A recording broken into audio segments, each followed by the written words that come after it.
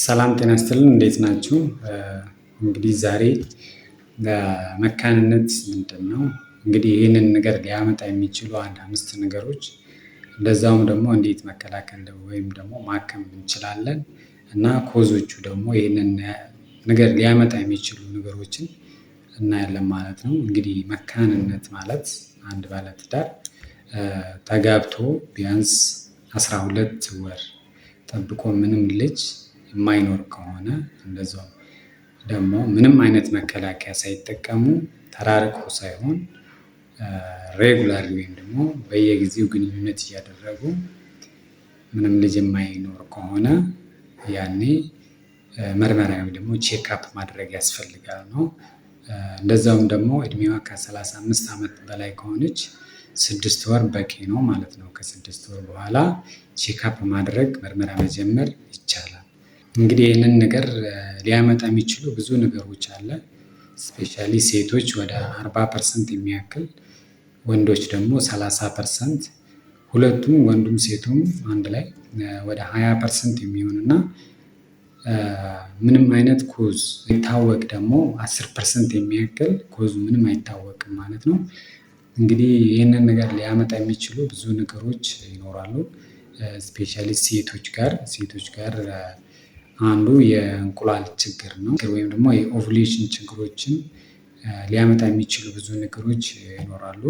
ስፔሻሊ የታይሮይድ ችግር ወይም ደግሞ እንቅርት የሆርሞኑ መቀነስ ወይም ደግሞ መብዛት የሚባለው ሃይፖታይሮይዲዝም እና ሃይፐርታይሮይዲዝም የሚባሉ ሁለቱም ችግሮች ይህንን የኦቭሌሽን ችግር ሊያመጡ ይችላሉ።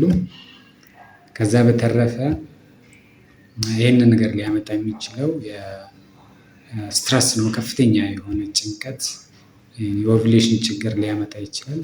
እንደዛውም ደግሞ ፖሊሲስቲክ ኦቫሪያን ዲዚዝ የሚባሉ በአልትራሳውንድ ወይም ደግሞ በኮምፒውተር የሚታወቁ ችግሮች፣ እንደዛውም ደግሞ ከመጠን ያለፈ ውፍረት ወይም ደግሞ ክብደት መቀነስ፣ ሁለቱም ኤክስትሪም ችግሮች ይህንን ነገር ሊያመጡ ይችላሉ ማለት ነው። ሌላኛው ይህንን ነገር ሊያመጣ የሚችለው የማህፀን ችግር ነው። እንግዲህ የሴቶች ማህፀን ብዙ አይነት ፓርት አለው። እንግዲህ የሴቶች ማህፀን ይህንን ይመስላል። እንቁላል እዚህ አካባቢ ነው ያለችው።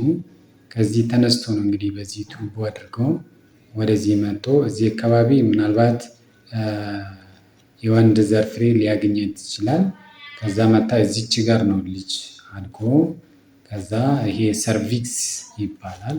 አሁን እዚች አካባቢ ችግር ካለ ስፔሻሊ በተደጋጋሚ ኢንፌክሽን የሚኖር ከሆነ እንደዛውም ደግሞ ቲቢ ኦፕሬሽን ከዚህ በፊት ተደርጋ ከሆነ እንቁላል ከዚህ ተነስቶ ወደዚህ ለማምጣት ይቸገራል ማለት ነው።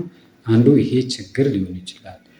ሁለተኛው ደግሞ የማህፀን ልጅ የሚቀመጥበት ቦታ ላይ ብዙ አይነት ችግሮች ሊሆን ይችላል። አሁን ስፔሻሊ በተፈጥሮ የተለያየ አይነት ማህፀን ሊኖር ይችላል።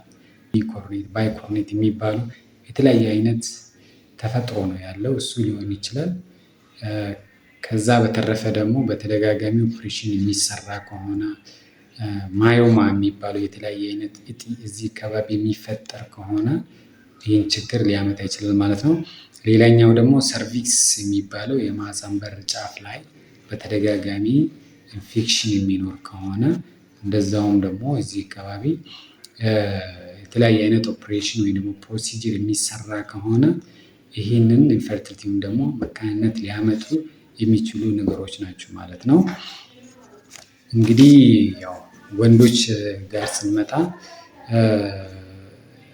ዋነኛው አንዱ የዘር ፍሬ ችግሮች ናቸው።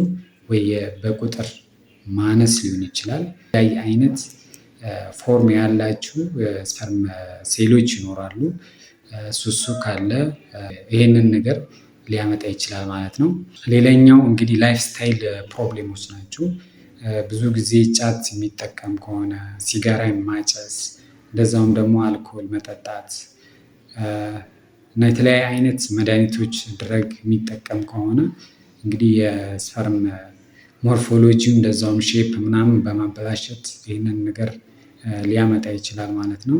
እንደዛውም ደግሞ የሆርሞን ችግር የቴስቶስትሮን ሆርሞን መጠን መቀነስ እንግዲህ ይህንን ነገር ሊያመጣ ይችላል። እንግዲህ ይሄ ነገር ኖርማሊ ያው ትሪት ወይም ደግሞ መታከም የሚችል አይነት ነገር ነው። እንግዲህ በጊዜ ቅርብ የሆነ ሆስፒታል ወይም ደግሞ በመታየት የተለያየ አይነት ላብራቶሪ፣ አልትራሳውንድ፣ ኮምፒውተር ብርሃን በብዙ አይነት ነገር በመደገፍ ችግሩ ከታወቀ በኋላ መታከም ይቻላል ማለት ነው። ላይፍ ስታይል በመቀየር እንደዛውም ደግሞ በመድኃኒት መታከም የሚችል አለ። ሌላኛው ደግሞ በኦፕሬሽን ሰርጀሪ የሚስተካከሉ ነገሮች ይኖራሉ።